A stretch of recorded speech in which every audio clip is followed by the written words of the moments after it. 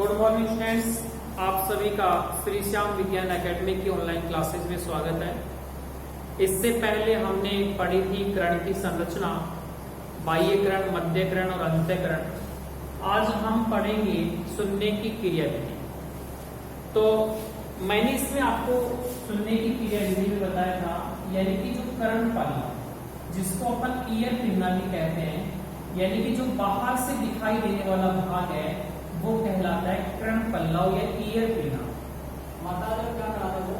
यदि अपन बात करें, जैसे मैंने बताया था स्तनधारी होते हैं, स्तनधारियों में कर्ण पल्लव के ऊपर बाल पाए जाते हैं। अगर अपन बात करें ब्लू व्हेल की, सील की, ये स्तनधारी, लेकिन इसमें कर्ण पल्लव नहीं पाए जाते।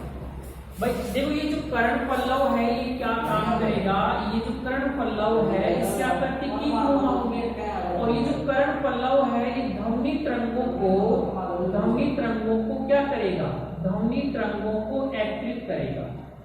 और ध्वनि तरंगों को एक्टिव करके उन ध्वनि तरंगों को किस में डालेगा, उसको डालेगा बाह्य कर्ण कुहर में डालता है। बाह्य कर्ण कुहर में क्या करता है, डालता है। और मैंने बताया था बाह्य कर्ण कुहर में एक सिरोमिनस ग्रंथि पाई जाती है जो किसका श्रावण करती है, मोम का। इसीलिए बताया था मैंने सिरोमिनस से। और ये सिरोमिनस ग्रंथि किसका श्रावण करती है, मोम, जिसको अपन बोलचाल की भाषा में गिर भी कहते हैं, जो कान के पर्दे की यानी कि कर्ण पटल की क्या करता है, सुरक्षा। तो यहां पर क्या काम होगा, जो कर्ण पल्लव जो बाहर से दिखाई देता है, जिसकी आकृति कीटनुमा होती है, वो ध्वनि तरंगों को एक्टिव करके और किस में डालता है, वो डालेगा बाह्य कर्ण कुहर में डालने का क्या करता है, कार्य करता है। और उसके बाद में यहां से फिर किसमें जाएंगे, कर्ण पटल, जिसे अपन सामान्य भाषा में कर्ण यानी कि कान का क्या कहेंगे, कान का पर्दा भी कहते हैं। तो ध्वनि तरंगे कर्ण पल्लव एक्टिव किया, एक्टिव करने के पश्चात बाह्य कर्ण कुहर में गया, और उसके बाद में वो ध्वनि तरंगे किससे टकराई, कर्ण पटल से टकरा गई, कान के पर्दे से टकराई। दूसरा पॉइंट देखो, अंतःकरण में अभी कहां पर जाएंगे, ध्वनि तरंगे अंतःकरण। और अंतःकरण में मैंने आपको 3 अस्थियां बताई थी, 3 कौन कौन सी थी, मेडियस, ये सब कान की सबसे बड़ी अस्थि है। दूसरी मैंने आपको बताई थी इनकस, और तीसरी जो अस्थि बताई थी वो मैंने बताई थी स्टेपीज। और ये स्टेपीज कान की सबसे छोटी अस्थि है। मैंने ये बताया था कि मेडियस अस्थि हथौड़े के समान होती है, इनकस ये निहाई के आकार की होती है, और स्टेपीज होती है घोड़े के जीभ के रकाब के समान होती है। और एक होता है फेनेस्ट्रा ओविलिस। अब ये ध्वनि जो तरंगे होती हैं ये अंतःकरण में जाती है, मेडियस, इनकस, स्टेपीज से टकराती हैं। और जैसे ही ध्वनि तरंगे इन अस्थियों से टकराती हैं तो ये तीनों अस्थियां क्या काम करती है, ध्वनि तरंगों की जो तीव्रता होती है, ध्वनि तरंगों की तीव्रता को क्या कर देती है, बढ़ा देती है। अगर ये अस्थियां नहीं हो तो हमें दूर से जो ध्वनि नहीं सुनाई देगी, क्योंकि दूर से आने वाली जो ध्वनि उसकी तीव्रता धीरे धीरे कम हो जाती है।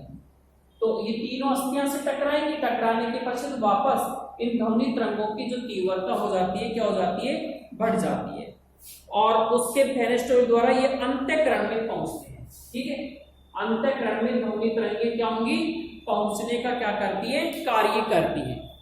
पॉइंट देखें, अगर अपन इसमें तीसरा अगर पॉइंट देखें, अब ये जो कंपन होते हैं ये कहां पर पहुंच गए, अंतःकरण में पहुंच गए। अब ये कंपन कोकलिया के भीतर, और मैंने बताया था जो कोकलिया की जो संरचना होती है कुंडलन नुमा, स्प्रिंग नुमा होती है। और मनुष्य में कितने कुंडलन पाए जाते हैं, 2/3 कोकलिया के। ठीक है, तो ये कंपन कोकलिया के भीतर किसको गति प्रदान करते हैं, ये तरल को गति क्या करते हैं, प्रदान। तरल को गति क्या करते हैं, प्रदान। फिर इस यानी कि अब ये कंपन कोकलिया के जो भीतर जो तरल पदार्थ भरा होगा उस तरल पदार्थ को गति क्या करते हैं, प्रदान करते हैं। और इस तरल की गति को, इस तरल की, इससे जो तरल की जो गति होती है, तरल की जो गति है, इस गति को कौन पकड़ लेता है, कार्टी के अंग पकड़ लेते हैं। अंग क्या कर लेते हैं, पकड़ लेते हैं। और मैंने आपको ये बताया था जो कार्टी के जो अंग हैं ये कैसे हैं, ये वास्तविक, कैसे अंग है, वास्तविक श्रवण अंग है, यानी कि वास्तव में सुनने लायक अंग है। भाई जब कोकलिया के भीतर तरल को गति प्रदान करेगा तो इस तरल की गति को कौन पकड़ लेगा, कार्टी के अंग पकड़ लेंगे। और नेक्स्ट वीडियो में मैंने बताया था जो कार्टी के अंग हैं ये वास्तव में ये कैसे अंग है, कार्टी के अंग, ये श्रवण अंग है। अब तंत्रिका आवेगों के रूप में कोकलिया तंत्रिका में पहुंच देते हैं। अब इसके बाद में क्या होगा, ये जो जितनी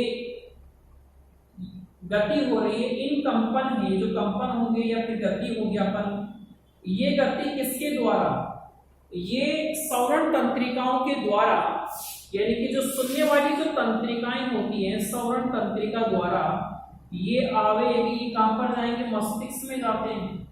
और मस्तिष्क में जाने के पश्चात मस्तिष्क इनको अनुभव करता है और हमें सुनने का क्या हो जाता है, ज्ञान हो जाता है। भाई कार्टी के अंग पकड़ लेंगे, जब कार्टी के अंग पकड़ लेंगे तो ये जो श्रवण तंत्रिकाएं हैं इन सूचनाओं को मस्तिष्क तक लेकर जाएंगी और मस्तिष्क से फिर हमें इनका अनुभव कराएगा और सुनने का हमें क्या हो जाएगा, ज्ञान हो जाएगा। इसके बाद में जो हमारा अगला जो टॉपिक आता है वो है शरीर संतुलन का बोध, स्थितिक संतुलन व गुरुत्व के कारण। इसमें देखो सोते समय या झूला झूलते समय या लिफ्ट में चढ़ते समय हमारे शरीर में जो संतुलन होता है उसे अपन स्थितिक संतुलन कहते हैं। आपने पढ़ा होगा जैसे स्थितिक और गतिज, गति के कारण गतिज और स्थिति के कारण स्थितिज। तो आप जब सो रहे होते हैं या झूला झूलते हैं या लिफ्ट में चढ़ते हैं उस समय कौन सा संतुलन होता है, स्थितिक संतुलन होता है, जिससे जो अर्धवर्ताकार नलिकाएं होती हैं उन अर्धवर्ताकार नलिकाओं के भीतर क्या होने लगती है, उन अर्धवर्ताकार नलिकाओं के भीतर गति होने लगती है। और इन गतियों को अब क्या करेंगे, अभी गति होगी तो नलिका में स्थित क्या होगी, संवेदी कोशिकाएं। अब संवेदी कोशिकाएं इन गतियों को क्या कर लेती है, ग्रहण कर लेती हैं और उसके बाद में तंत्रिका के द्वारा गति कहां पर, मस्तिष्क, कहां पर भेजी जाती है, मस्तिष्क। तो ये तो हो गया कौन सा संतुलन, स्थिति, यानी कि सोते समय, झूला झूलते समय, लिफ्ट में चढ़ते समय कौन सा संतुलन होता है, स्थितिक संतुलन होता है। तो अर्धवर्ताकार जो नलिकाएं होती हैं उनके भीतर क्या होने लगती है, गति होने लगती है। अब इन गतियों को कौन पकड़ लेगा, इन गतियों को संवेदी कोशिकाएं पकड़ लेंगी और ये तंत्रिकाओं के द्वारा कहां तक चली जाएंगी, मस्तिष्क में चली जाएंगी। अगला जो पॉइंट आता है गतिक संतुलन। मैंने बताया था जब हमारा शरीर गतिशील होता है उस समय संतुलन बनाए रखने का कार्य कौन करता है, कृष्णा करता है। जब हमारा शरीर कैसा होता है, गतिशील होता है, नोट डलवाकर मैंने लिखवाया था, जब हमारा शरीर गतिशील होता है उस समय संतुलन बनाए रखने का काम कौन करता है, कृष्णा। और जब हमारा शरीर स्थिर होता है तो उस समय संतुलन बनाए रखने का कार्य कौन करता है, उस समय संतुलन बनाए रखने का जो कार्य करता है वो कौन करता है, मैक्यूली करता है। अब देखो दूसरा आता है गतिक संतुलन। मैंने यहां पर कोकलिया की जब आपको संरचना पढ़ाई थी तो यूट्रिकुलस नाम बताया था और दूसरा बताया था सेक्युलस।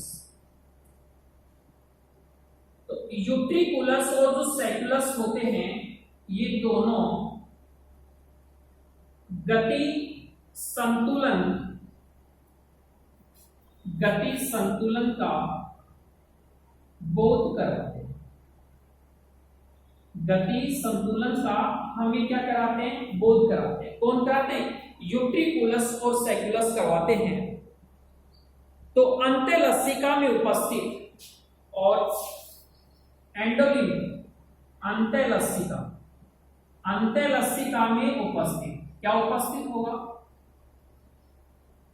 CaCO3, जिसे अपन कहते हैं क्या, कैल्शियम कार्बोनेट। तो अंत्यलसिका में उपस्थित कैल्शियम कार्बोनेट के जो कण होते हैं, ये किसको दबाने लगते हैं, ये जो कण होते हैं ये संवेदी कोशिका को, किसको दबाने लगते हैं, संवेदी कोशिका को क्या करने लगते हैं, संवेदी कोशिका को क्या करने लगते हैं, दबाने लगते हैं।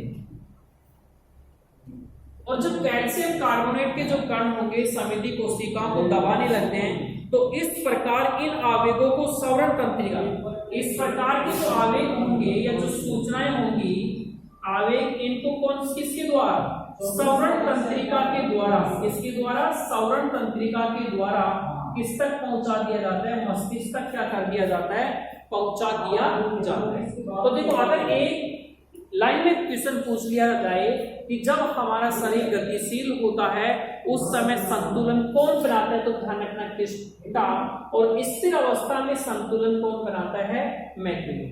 जब आप गति करते हैं उस समय सैकुलस और यूट्रिकुलस होता है, वो गति का हमें बोध कराते हैं। और इस जो एंडोलिन होगा इसमें कैल्शियम कार्बोनेट के कण होंगे जो संवेदी कोशिका को दबाने लगते हैं, और जब दबाएंगे तो ये सूचनाएं आवेग सवरण तंत्रिका के द्वारा कहां तक पहुंच जाती है, मस्तिष्क तक क्या हो जाती है, पहुंच जाती है। और इस प्रकार हमारे शरीर का जो संतुलन होता है वो क्या हो जाता है, स्थापित हो जाता है। उसके बाद में हमारा जो अगला टॉपिक है इसमें करण के रोग। देखो करण के रोग में पहला मैंने लिखा लेब्रिंथाइसाइसिस।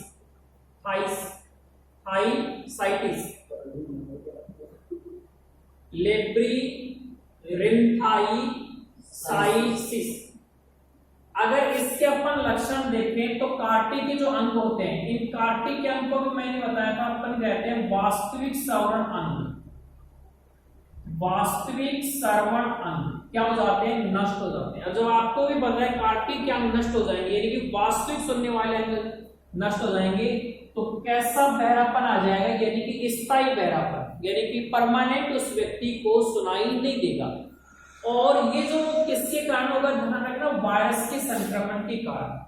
जब वायरस से इसको संक्रमित कर देगा तो व्यक्ति में स्थायी क्या हो जाएगा, बहरापन हो जाएगा। दूसरा जो करण रोग है मेनियस। देखो एम्पुला मैंने बताया था, जो अर्धवर्ताकार नलिकाएं होती हैं उन अर्धवर्ताकार नलिकाओं का जो फूला हुआ भाग होता है वो कहलाता है एम्पुला। यहां पर मैंने लिखा है कोकलिया। तो कोकलिया मनुष्य के करण की बात करें तो कितने कुंडलन पाए जाएंगे, 2/3/4 कोकलिया की कुंडलन पाए जाते हैं। आकृति की बात करें तो स्प्रेनुमा होती है। तो एम्पुला कोकलिया में जो संवेदी कोशिकाएं पाई जाती हैं वो क्या हो जाती है, नष्ट हो जाती है। तो जब नष्ट हो जाएंगी तो इसके लक्षण क्या होंगे, कान में घंटी बजने की सुनाई देगी, और कभी कभी कैसा हो जाएगा, बहरापन, यानी कि इसमें स्थायी नहीं होगा, कभी कभी होगा। ठीक है, मैनियस में एम्पुला और कोकलिया की जो संवेदी कोशिकाएं होंगी वो कैसी हो जाती है, नष्ट हो जाती है। और जब नष्ट हो जाएंगी तो कान में घंटी बजने की आवाज सुनाई देगी, कभी कभी क्या हो जाएगा, बहरापन हो जाएगा।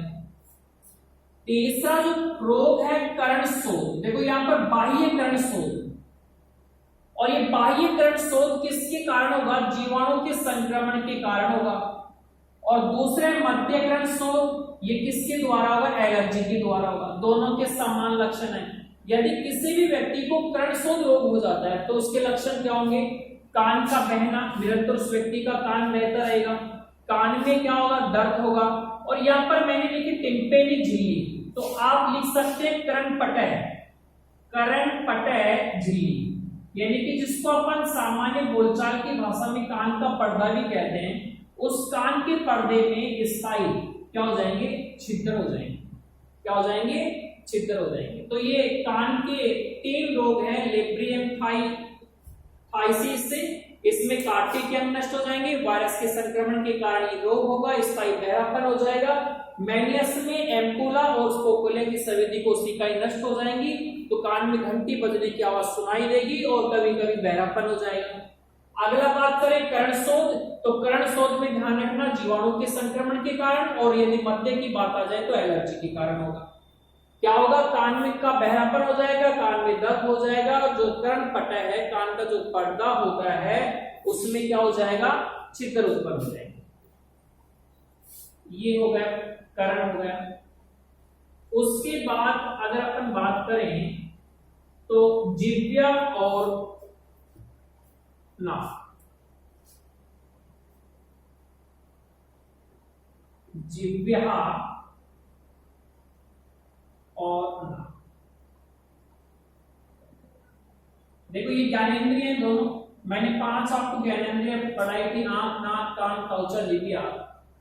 तो जिह्वा के द्वारा किसका पता लगाया जाता है, स्वाद का पता लगाया जाता है, और नाक के द्वारा किसका पता लगाया जाता है, गंध का पता लगाया जाता है।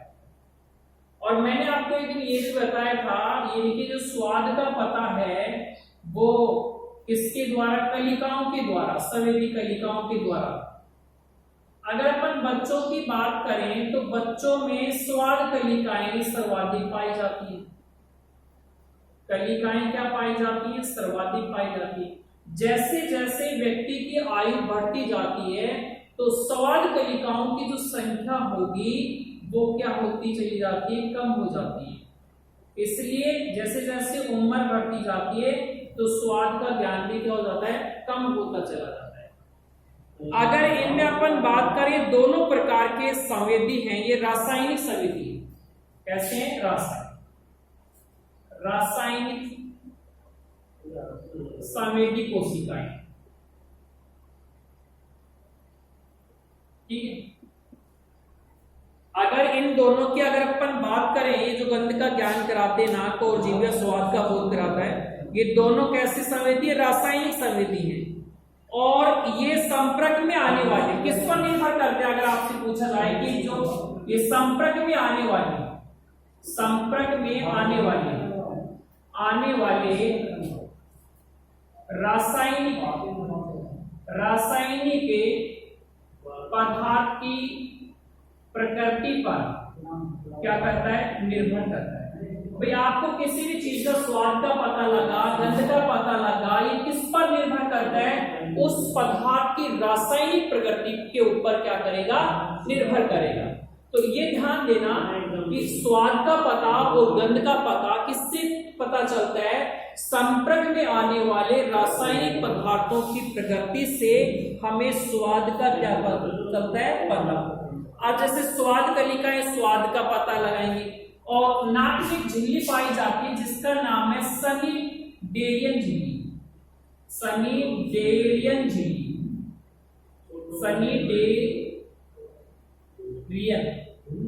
सनीडेरियन झिल्ली ये नाक के अंदर पाई जाती है। ये झिल्ली कभी कभी क्या होती है, वायरस के संक्रमण के कारण संक्रमित हो जाती है, और जब सनीडेरियन झिल्ली संक्रमित हो जाती है तो सनीडेरियन झिल्ली के ऊपर एक कोशिकाएं पाई जाती है जिसको अपन कहते हैं कलश कोशिकाएं। और फिर ये कलश कोशिकाएं चिपचिपे पदार्थ का क्या करती है, स्राव करती है, जिससे अपन क्या कहते हैं, जुकाम कहते हैं। क्या कहेंगे, जुकाम कहते हैं। तो नाक के अंदर कौन सी झिल्ली, सनीडेरियन झिल्ली, और ये सनीडेरियन झिल्ली वायरस के कारण क्या हो जाएगी, संक्रमित हो जाएगी। तो इसके ऊपर जो कलश कोशिकाएं पाई जाती हैं वो चिपचिपे पदार्थ का क्या करती हैं, स्राव करती हैं। और अगला अपन बात करें, एक त्वचा है, ये भी ज्ञानेंद्रिय में काम होता है। तो त्वचा के द्वारा बाह्य वातावरण में जितने भी परिवर्तन होते हैं उन सभी की जो जानकारी लगभग है इस त्वचा को, और इस त्वचा को हर्पन मोला के नाम से भी जाना जाता है। ठीक, जैसे आप कि कोई भी वस्तु ठंडी गर्मी या कोई हल्का सा स्पर्श होता है तो उसका ज्ञान आपको किसके द्वारा होगा, त्वचा के द्वारा होता है।